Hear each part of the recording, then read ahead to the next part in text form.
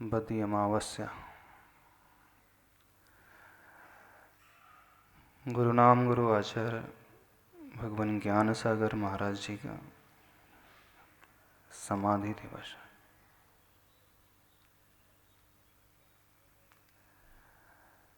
आज ही के दिन सन 1973 में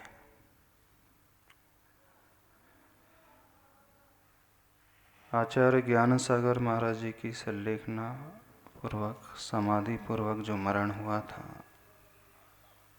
नसीराबाद क्षेत्र में, अजमेर जिले राजस्थान में,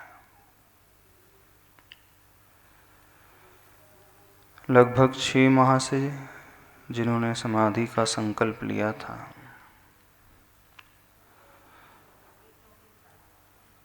चार उपवास पूर्वक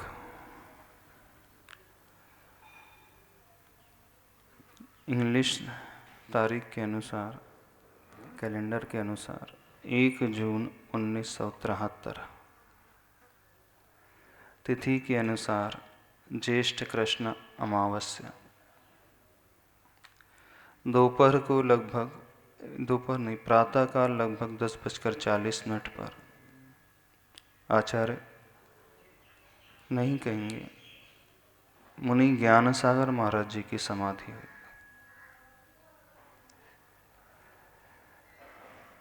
संलेखना पूर्वक मरण तब होता है जब व्यक्ति काय के साथ साथ कषायों को भी क्रश करता है। समीचीन रूप से जो लेखन होता है वह संलेखन माना जाता है। और कषायों को क्रश करना अर्थात मन में, आत्मा में किसी प्रकार का विकल्प नहीं होना, कोई उपाधि भीतर नहीं होती है तब संलेखना होती है, कोई पद मन में नहीं होता है तब संलेखना होती है। संलेखना ना आचार्यों की होती है न उपाध्यायों की होती है, क्योंकि आचार्य और उपाध्याय एक पद होते हैं। पद का अर्थ एक जिम्मेदारी, पद का अर्थ संचालन, संघ को व्यवस्थित करना, दीक्षा शिक्षा देना, ये सारी रिस्पॉन्सिबिलिटीज होती हैं। तो उस समय व्यक्ति के परिणाम इस प्रकार के नहीं हो सकते जो संलेखना में होना चाहिए। संलेखना में जो आचार्य होते, उपाध्याय होते, अपने पद का त्याग कर ही देते हैं, और जो नहीं कर पाते हैं इसका मतलब है अभी पूर्ण रूप से जो आगम के अनुसार कहा जाता है वैसी संलेखना समाधि नहीं होती। और जो अच्छी समाधि कर लेते हैं वो पद का त्याग कर ही देते हैं। तो आज जिस व्यक्ति के बारे में यहाँ पर हम सुन रहे हैं, समझने की कोशिश कर रहे हैं, वे ज्ञान सागर जी महाराज कोई सामान्य व्यक्ति नहीं थे, वे बहुत महान व्यक्ति थे। इस कारण महान नहीं कि आचार्य विद्यासागर महाराज जी के गुरु थे, क्योंकि अपने गुरु को तो हर कोई व्यक्ति महान बोलता ही, उसमें कोई बड़ी बात नहीं है। अपने पिता को हर बेटा कहता है मेरे पिता दुनिया के सबसे अच्छे पिता। तो हमारे कहने से, चूंकि हम उनके शिष्य हैं, इस कारण वे महान हो जाएं, ये बहुत बड़ी धारणा ठीक नहीं है। महानता की श्रेणी किसी के कहने से नहीं होती है, महानता भीतर के व्यक्तित्व से होती है। और जो ऐसे व्यक्तित्व का धनी होता है वही इस प्रकार की स्थिति को प्राप्त हो सकता है। बहुत सारे आचार्य हुए हैं जैन इतिहास में जिन्होंने पद को त्याग किया, मुनि बनकर के संलेखना धारण की, लेकिन ज्ञान सागर महाराज जी इस कारण और अधिक महानता को प्राप्त कर लेते हैं क्योंकि उन्होंने पद का त्याग किसके चरणों में किया और किसे अपना निर्यापक स्वीकारा, निर्यापक आचार्य की भूमिका में रखा। ये सबसे महत्वपूर्ण बात है। अपने उसी शिष्य को जिसे शिक्षित किया, दीक्षित किया, पढ़ना लिखना सिखाया, बिल्कुल क ख ग से पूरा ज्ञान सिखाया, शब्द ज्ञान दिया, धर्म का ज्ञान दिया, सिद्धांत का ज्ञान दिया, न्याय का ज्ञान दिया, अध्यात्म का ज्ञान दिया, व्याकरण की शिक्षा दी, लौकिक व्यवहार की शिक्षा दी। क्योंकि ब्रह्मचारी विद्याधर जो थे वो हिंदी भाषी नहीं थे, कर्नाटक से आए थे। तो उन्होंने यानी आचार्य ज्ञान सागर महाराज जी ने, या यूं कहें मुनि ज्ञान सागर महाराज जी ने ब्रह्मचारी विद्याधर को क ख ग क से पढ़ाना शुरू किया, हिंदी हो, संस्कृत हो, प्राकृत हो। क्योंकि उस समय विद्याधर जी न हिंदी जानते थे, न संस्कृत जानते थे, न प्राकृत का जिन्हें ज्ञान था। तो एक ऐसे विद्यार्थी को सब कुछ सिखाया, अपने पैरों पे चलना सिखाया, खड़ा किया, और एक समय वो आया, उन्हीं के चरणों में अपने आप को झुका दिया। जैसे कोई पिता होते हैं, अपने बेटे को सब कुछ दे दें और जीवन के अंत समय में बेटे को ही सब कुछ स्वीकार लें, यानी वो स्वयं बेटे के बेटे बन जाएं। सबसे बड़ी बात होती है अपनी मान कषाय को घटाने की। बाहर से ही नहीं, भीतर से जिन्होंने अपनी मान कषाय का त्याग किया था। ऊपर से कह देना कि मैं पद का त्याग करता हूं बहुत आसान होता है, ये तो शब्दों का खेल है। लेकिन भीतर से उन्हें उस रूप में स्वीकारना, ये सबसे बड़ी इतिहास की प्रसिद्ध घटना है कि एक गुरु ने अपने शिष्य को ही निर्यापक आचार्य के रूप में स्वीकारा और उस शिष्य के चरणों में बैठ कर के यह कहा कि आज से मैं तुम्हारा शिष्यत्व ग्रहण करता हूं, आप मेरे गुरु, आप मुझे सब कुछ सिखाओ। कैसे संलेखना ग्रहण करना है, क्या करना है, मैं आज से अपने आप को आपके लिए सौंपता हूं। ये बहुत कठिन होता है दुनिया में। सब कुछ छोड़ना बहुत आसान होता है, लेकिन अपने मान को छोड़ना दुनिया में सबसे ज्यादा कठिन होता है। तो ऐसे महान व्यक्तित्व के जो धनी थे ज्ञान सागर जी महाराज, उन्हीं का आज समाधि दिवस है। 27 वर्ष वो और 21 वो, 48 हो गए, 49वां समाधि दिवस, संलेखना दिवस। सबसे बड़ा लक्ष्य होता है, मोक्ष मार्ग में कोई निकलता है तो संलेखना को प्राप्त करना। और संलेखना तब होती है जब मान कषाय के साथ साथ व्यक्ति अपनी काय जो क्षीण हो रही है, दुर्बल हो रही है, शक्ति से हीन हो रही है, जिसमें विभिन्न प्रकार के रोग उत्पन्न आदि हो जाते हैं, पीड़ा जिसमें अधिक होने लगती है क्योंकि वृद्धावस्था होती है, शारीरिक क्षमता कम हो जाती है, सहन करने की शक्ति नहीं होती है, और वैसे समय पूर्ण जागृति रख कर के समतापूर्वक बिना कोई राग द्वेष के विकल्प से इन प्राणों को इस शरीर से निकलता हुआ देखना दुनिया की सबसे महान घटना है। क्योंकि जब प्राण इस तन से निकलते हैं तो मोही व्यक्ति मूर्छित सा हो जाता है, वो मोह में पड़ जाता है, वो अपने बच्चों में उलझ करके रह जाता है, उससे ज़्यादा ऊपर उठ ही नहीं सकता। तो जो मोह से ऊपर उठा हुआ होता है, राग से पूर्ण ऊपर उठा हुआ होता है, या यूं कहें जो वैराग्य से भरा हुआ होता है, जिसे सिर्फ अपनी आत्मा से प्रेम होता है, अन्य से नहीं। क्योंकि अन्य से प्रेम तो हर एक को हो जाता है, उसमें कोई बड़ी बात नहीं। पशु भी प्रेम कर लेता है अपने बच्चों से, राग तो उसको भी हो जाता है। लेकिन जो अपने आत्मा से राग करे, सही वैरागी वही होता है, या यूं कहें सही रागी भी वही होता है। तो संसारी व्यक्तियों को वैराग्य तो आता ही नहीं, और सही मायने में राग करना भी नहीं आता। आता? प्रेम करना आता है? बिल्कुल नहीं आता है।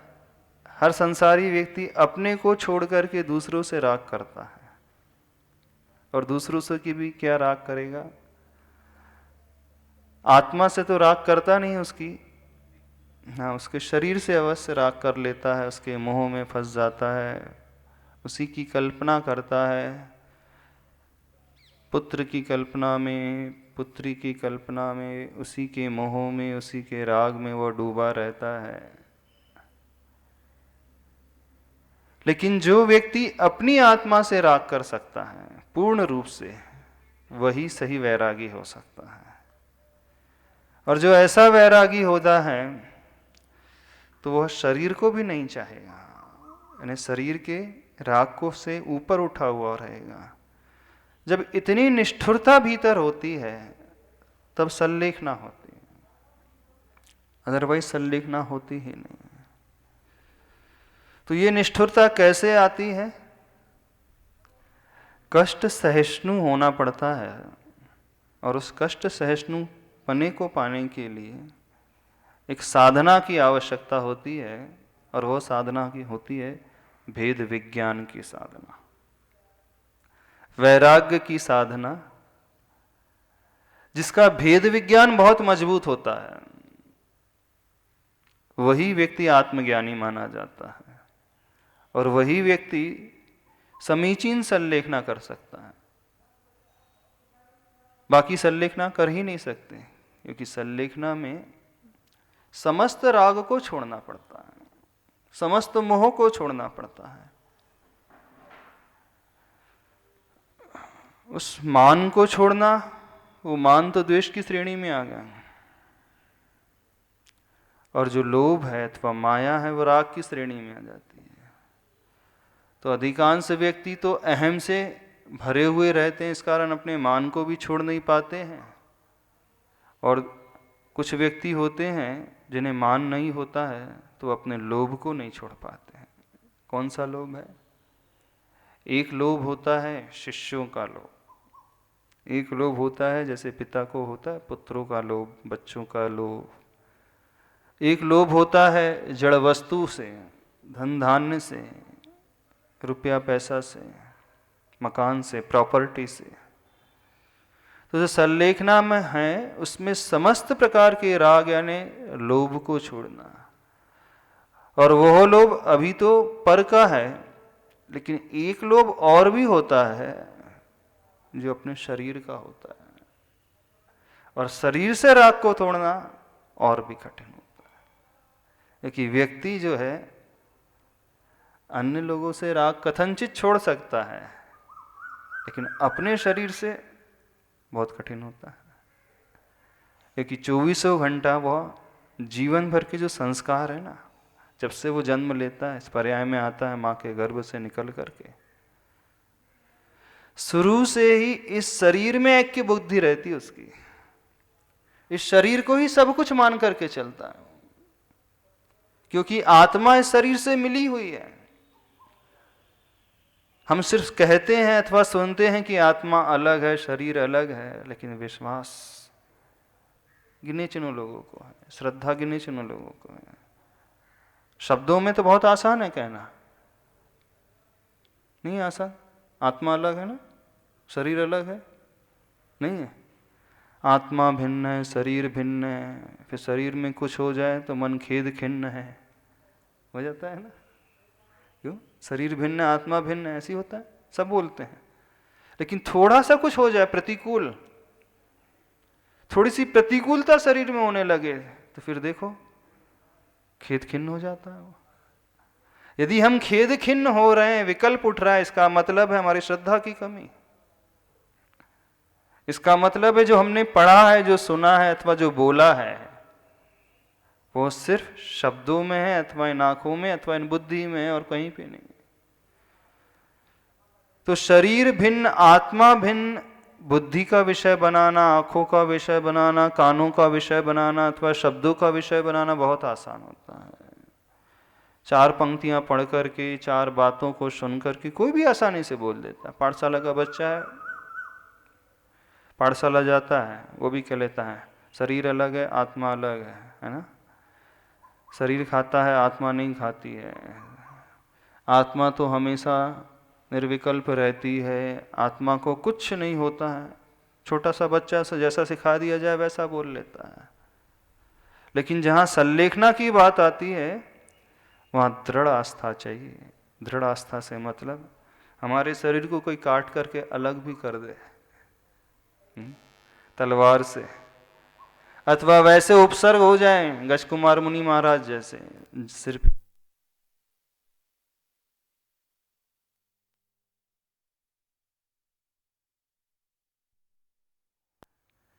पैर को नोच नोच करके खा रही है, मांस को अपने पंजों से, नाखूनों से खींच खींच करके निकाल रही है। और उस समय हमारी जो श्रद्धा का विषय था आचरण का विषय बन जाए, ये तब संभव होता है जिसका भेद विज्ञान बहुत मजबूत होता है। और ऐसा भेद विज्ञानी जीव ही अंत समय में, संलेखना के समय में इस शरीर को छोड़ देगा। कैसे छोड़ेगा? जैसे हम पर के शरीर को जड़ मान करके, पर मान करके छोड़ देते हैं, ऐसे ही वही जीव इस शरीर को पर मानते हैं। शब्दों में नहीं, आस्था में नहीं, आचरण में। तो जैसा आचरण कहा गया उस समय उनका आचरण इस प्रकार का होता है। और ऐसा भेद विज्ञान कब प्रकट होता है? जब व्यक्ति एक प्रकार की साधना करता है। तो संलेखना के लिए एक साधना की आवश्यकता होती है। कौन सी साधना की आवश्यकता? कष्ट सहिष्णु वाली। तो आचार्य पूज्यपाद स्वामी जी लिखते हैं, अदुख भावितम ज्ञानम क्षीयते दुख सन्निधौ तस्मात् यथा बलम दुख है आत्मानम भावयेत मुनि। यानी सुख में, अदुख का अर्थ सुख से में जो प्राप्त किया जाता है ज्ञान, सुख से जो प्राप्ति हो जाती है सुविधाओं की, पैसे की, शरीर की, अनुकूलताओं की,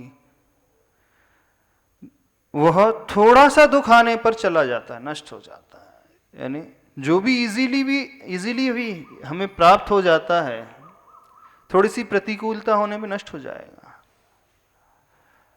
जैसे होती आप कमाई और एक होती है बाप कमाई। बाप कमाई होती है, बेटे को मिल जाती है तो उसकी केयर नहीं करता, उड़ा देता है। और जो स्वयं पसीना बहा बहा करके कमाता है, फिर देखना उस दौलत की कैसी केयर करता है। ऐसी होता है ना। जो पुरखों से मिली हुई संपत्ति है वो तो ऐसे उड़ा देता है, लेकिन जो स्वयं खून पसीना एक करके कमाता है, एक एक पाई खर्च करते समय वो सोचता है बहुत मेहनत से,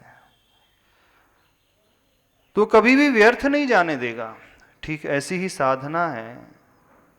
वो भेद विज्ञान की साधना तब होती है जब व्यक्ति कष्टों में उस ज्ञान को प्राप्त करता है। इस कारण चला करके मुनि जो होते हैं, साधक जो होते हैं, कष्टों की भावना भाते हैं, दुखों की भावना भाते हैं। तस्मात् यथा बलम दुख है आत्मानम भावयेत मुनि। इस कारण वे मुनि जो होते हैं, जो साधक होते हैं, शक्ति के अनुसार किसकी भावना भाते हैं? उन दुखों की भावना भाते हैं। यानी जो व्यक्ति शुरू से दुख सहने का आदी होता है, वही व्यक्ति उपसर्ग आने पर उसे झेल पाता है। इस बात को कह रहे हैं। तो संलेखना उनकी हुई, बहुत अच्छी हुई है, लेकिन किस बल पर हुई है? तो उनका जो जीवन चरित्र शुरू से रहा है कष्ट सहन करने का, और उसी बल पर उनकी वो धारणा मजबूत थी, और उसी के कारण उन्होंने अपने जीवन को बहुत ऊंचा उठाया। समझ रहे हो कि नहीं? अभी हमारे पास इतना समय नहीं हम उनके पूरे चरित्र को कह सकें। अभी थोड़ा सा ध्यान करना है। कैसा ध्यान करना है? थोड़ा सा बताएं। सुख वाला ध्यान नहीं करना, दुख वाला ध्यान करना, कष्ट को सहन करने वाला ध्यान करना। उसी से हमारी भावना दृढ़ होती है। जो ऐसा व्यक्ति अपने आप को बना लेता है, संस्कार इस प्रकार के डाल लेता है, फिर वो कभी दुखों से घबराएगा नहीं। घबराहट तब होती है जब अचानक हमारे लिए कुछ मिल जाता है प्रतिकूलता, तब डरता है वो। और लेकिन जो शुरू से फेस करते आया है उसको कोई परेशानी नहीं होती, क्योंकि उसके खून खून में रग रग में बसा हुआ है वो सहन करना। तो वो मुनि जो होते हैं, संलेखना को चाहने वाले जो होते हैं ना, जो भी व्यक्ति अपने जीवन में समाधि प्राप्त करना चाहता है, जो सोचता है कि मेरा मरण समाधि पूर्वक हो। आप पढ़ते हो ना, दिन रात मेरे स्वामी मैं भावनाए भाऊं, देहांत के समय में तुमको ना भूल पाऊं। पढ़ना अलग है, लेकिन समाधि पूर्वक मरण करना वाला जो साधक होता है वो कैसा होता है? वो जीवन में चला करके कष्टों को सहन करने की आदत डाल लेता है। तो यदि समाधि पूर्वक मरण करना चाहते हैं तो सभी लोगों से कहना है चला करके कष्टों को सहन करना सीखो। वे मुनि महाराज होते हैं, चला करके पर्वत के शिखर पर जाकर के सूर्य के सम्मुख खड़े होकर के ध्यान करते हैं। ठंड में, शीत ऋतु में, सरोवर के निकट, रात्र के अंधकार में, खुले आसमान के नीचे ध्यान करते हैं। क्यों? पागल कुत्ते ने नहीं काटा उनको प्रतिकूलता सहन करना, सिर्फ इसलिए कि अपने शरीर के प्रति जो ममत्व है उसको, ममत्व को तोड़ा कैसे जाए, उस राग को तोड़ने का ये उपाय है। और हर व्यक्ति चाहता है कि मैं एसी में बैठे रहूं, सुख सुविधाओं को भोगता रहूं, और अंत समय में आए तो बस मेरा समाधि पूर्वक मरण हो जाए। न भूतो न भविष्यति, न कभी हुआ है न कभी होगा। तो आचार्य ज्ञान सागर महाराज जी ने आज के दिन एक बहुत बड़ा पुरुषार्थ किया था। एक ऐसा पुरुषार्थ, पूर्ण जागृत होकर के इस शरीर को कैसे छोड़ा था, जैसे कि हम दूसरे के शरीर को छोड़ देते हैं पर मान करके। दोनों पुरुषार्थ किए थे उन्होंने। इस शरीर से भी राग छोड़ा था, और जहां मन की बात आती है, मन के उस भाव को भी निकाल करके फेंका था, उस मान कषाय के भाव को भी निकाल करके त्यागा था, अपने ही शिष्य को गुरु बनाया था, और ऐसे निवेदन किया था कि बस ये गुरुवर मुझे प्रायश्चित दे करके मेरे संलेखना कराइए, मुझे शुद्ध कीजिए। इतिहास है, बहुत बड़ी कथा है वो, कैसे उन्होंने आचार्य पद का त्याग किया, किन परिस्थिति में आचार्य भगवान को मनाया, कैसे उनकी आत्म जागृति बनी रही।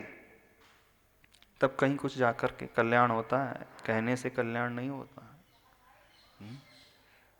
तो जो भी संलेखना पूर्वक मरण करना चाहते हैं, जो पुरुष वर्ग हो, व्रती हो, महिला वर्ग हो, पुरुष जो भी, क्या करना चाहिए?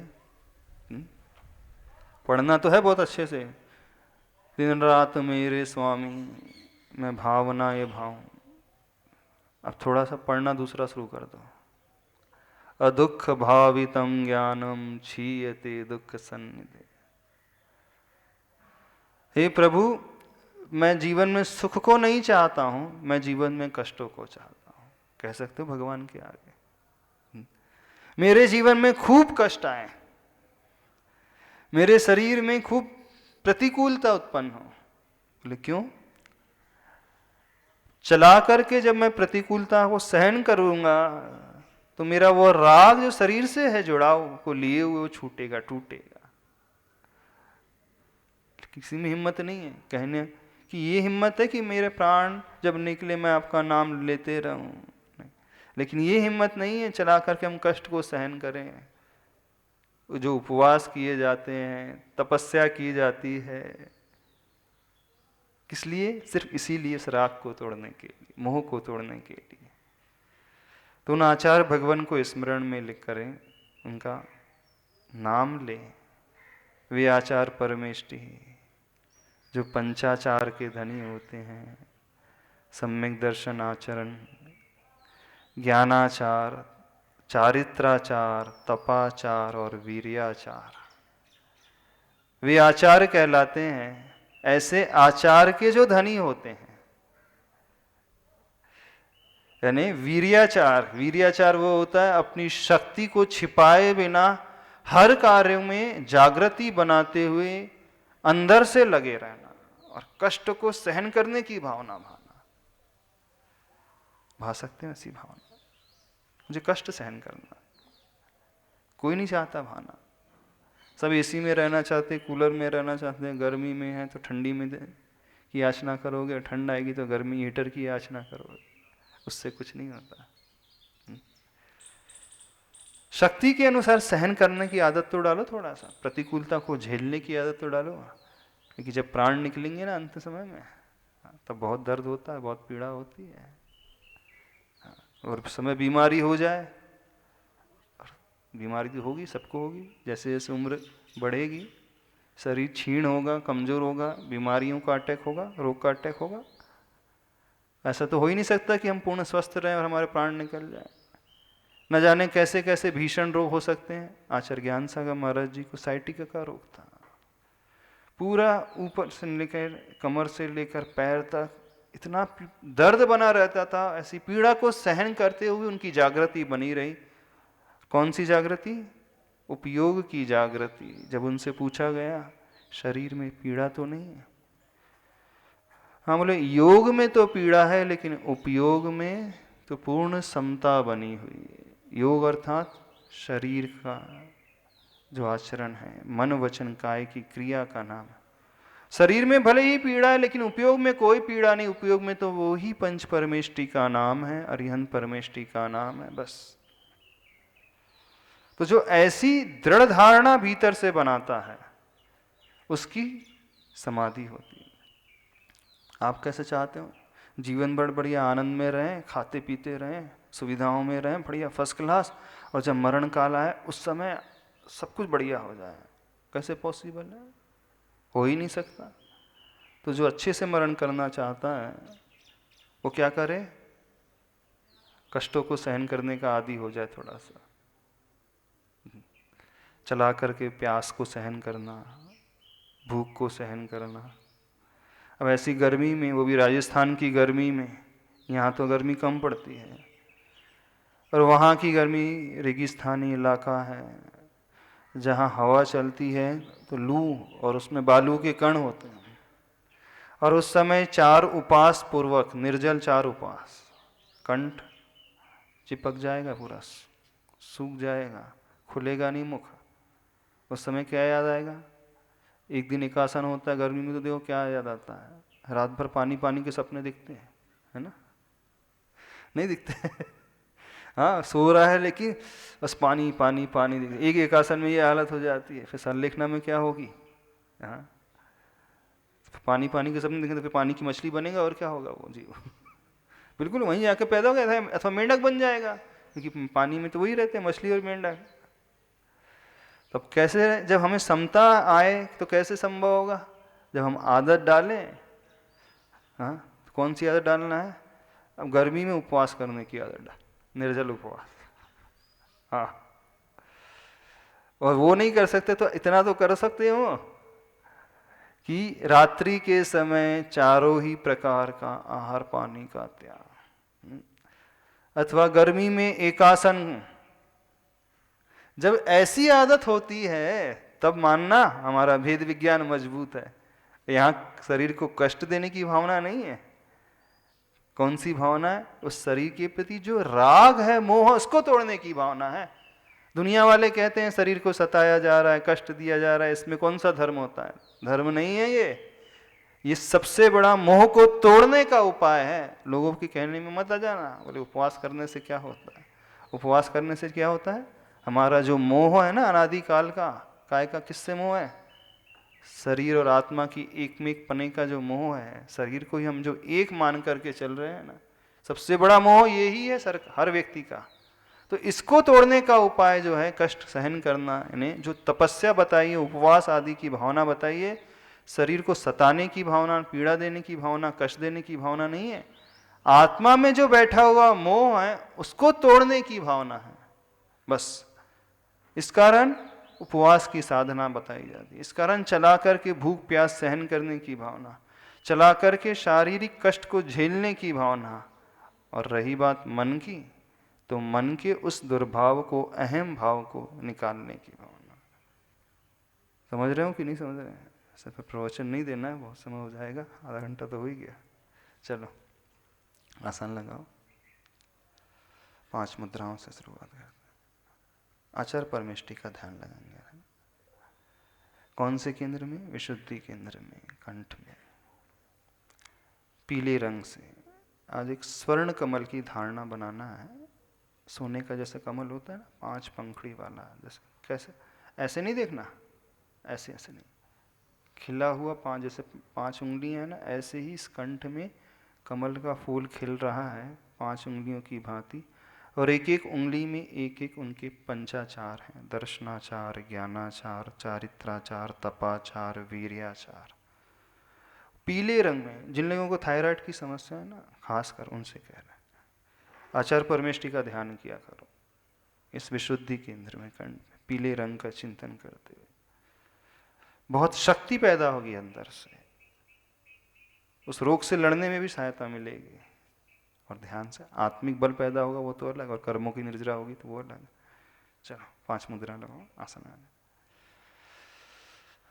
सर्वप्रथम अर्यंत मुद्रा, दोनों हाथ।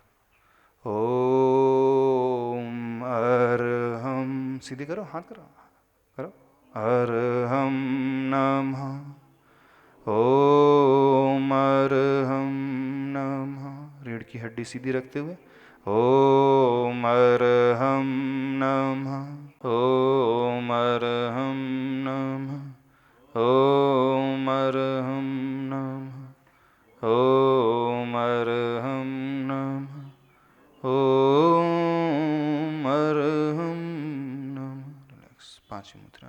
हाथ आगे करके और हाथ पूरे, हाथ आगे। ओम अर्हम नमः, ओम अर्हम नमः, ओम अर्हम नमः, ओम अर्हम नमः, ओम अर्हम नमः, ओम अर्हम नमः। रिलैक्स,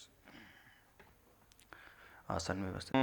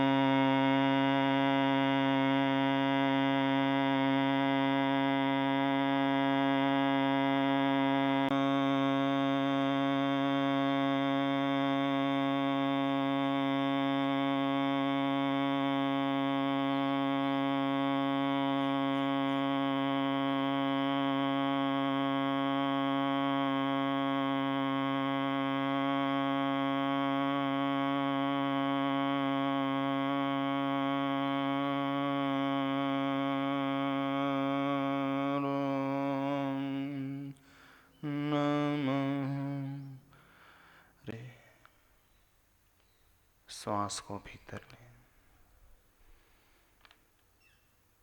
सारा ध्यान अपनी श्वास की ओर शक्ति के अनुसार भीतर रोक करके रखें और हम के स्मरण पूर्वक उस श्वास को बाहर जाने दें। कंठ प्रदेश में स्वर्णिम कमल देखें, 5 पंखुड़ियों वाला, जैसे सोने का कमल होता है। अरिहंत प्रभु के विहार में पैरों के नीचे कमल की रचना, ठीक वैसे ही अपने कमल देखें। आचार्य परमेष्टि का रंग पीत वर्ण बिल्कुल वैसे ही। नमो आयरियाणं।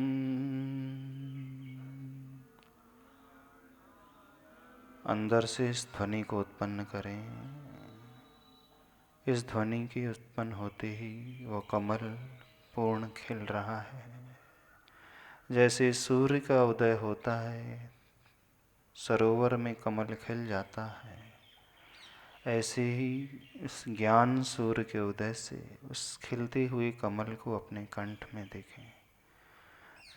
नमो आयरियाणं।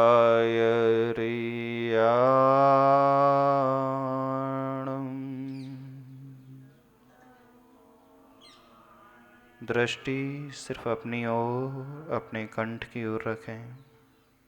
अपनी शक्ति का उपयोग हमेशा करते हैं उन उपसर्ग और परिशह को जो समता से झेल लेते हैं। उस भेद विज्ञान के बल पर संलेखना के समय अपनी शक्ति का उपयोग पूर्ण जागृति बनाने में लगे हैं। नमो आयरियाणं।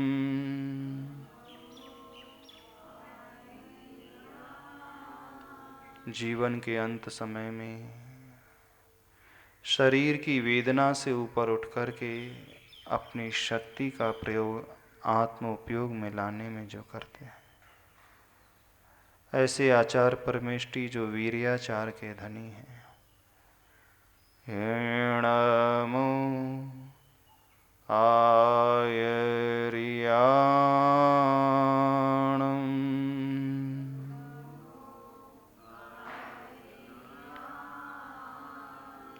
दृष्टि उन आचार परमेष्टि को लेकर के आए जो पंचाचार को पालते हैं, दर्शनाचार से सहित हैं, ज्ञानाचार से सहित हैं, चारित्राचार से सहित हैं, उस तप को पालने वाले आचार से सहित हैं, और अंतिम वीर्याचार अपनी शक्ति का उपयोग हर आवश्यक पालने में, हर व्रत पालने में रखते हैं।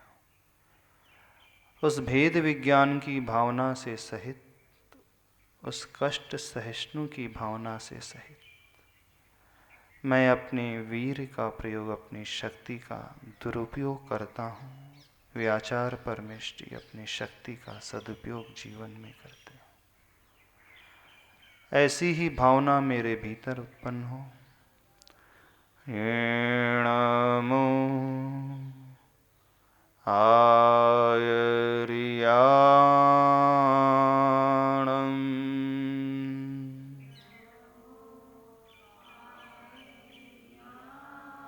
दृष्टि अपने कंठ की ओर लाएं, उस खिले हुए स्वर्णिम कमल को देखें। जैसे आचार्य भगवान के शरीर से तेज टपकता है, वैसा ही प्रकाश अपने भीतर फैलता हुआ देखें। उस ऊर्जा को अपने शरीर में आत्मसात करता हुआ देखें। अपनी मोह की परम शांति। ओम अरहं परम शांति। ओम अरहं परम शांति। तो लिख दो, स्पर्श कर। पूरे शरीर में स्पर्श करें, एक्सेस एनर्जी को संसार के कल्याण के लिए संप्रेषित कर दें। बोले चिंतामणि पार्श्वनाथ भगवान की, गुरु नाम गुरु आचार्य भगवान श्री ज्ञान सागर जी महाराज की, संत श्रोमणी आचार्य भगवान गुरुदेव विद्या सागर जी महाराज की।